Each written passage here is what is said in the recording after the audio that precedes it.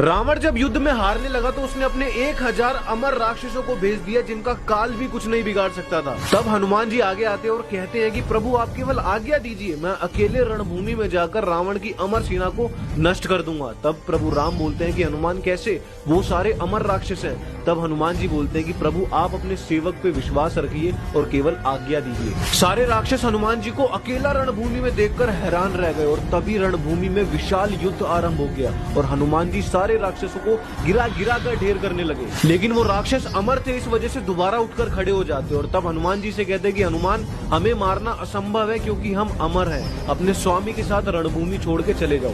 तब हनुमान जी कहते कि मैं जाऊंगा तो जरूर, लेकिन अपनी मर्जी से, लेकिन अगर तुम्हारे में हिम्मत है तो सारे मिलकर एक साथ हमला करो। और जैसे ही सारे राक्षसों ने एक साथ मिलकर हनुमान जी पे हमला किया, हनुमान जी ने अपनी पूंछ में सारे राक्षसों को लपेटकर पृथ्वी से दूर आकाश में फेंक दिया और रोंगटे तो आपके। रावण जब युद्ध में हारने लगा तो उसने अपने 1000 अमर राक्षसों को भेज दिया जिनका काल भी कुछ नहीं बिगाड़ सकता था। तब हनुमान जी आगे आते और कहते हैं कि प्रभु आप केवल आज्ञा दीजिए, मैं अकेले रणभूमि में जाकर रावण की अमर सेना को नष्ट कर दूंगा। तब प्रभु राम बोलते हैं कि हनुमान कैसे, वो सारे अमर राक्षस हैं। तब हनुमान जी बोलते हैं कि प्रभु आप अपने सेवक पे विश्वास रखिए और केवल आज्ञा दीजिए। सारे राक्षस हनुमान जी को अकेला रणभूमि में देखकर हैरान रह गए और तभी रणभूमि में विशाल युद्ध आरंभ हो गया और हनुमान जी सारे राक्षसों को गिरा गिरा कर ढेर करने लगे। लेकिन वो राक्षस अमर थे, इस वजह से दोबारा उठकर खड़े हो जाते और तब हनुमान जी से कहते कि हनुमान हमें मारना असंभव है क्योंकि हम अमर हैं, अपने स्वामी के साथ रणभूमि छोड़ के चले जाओ।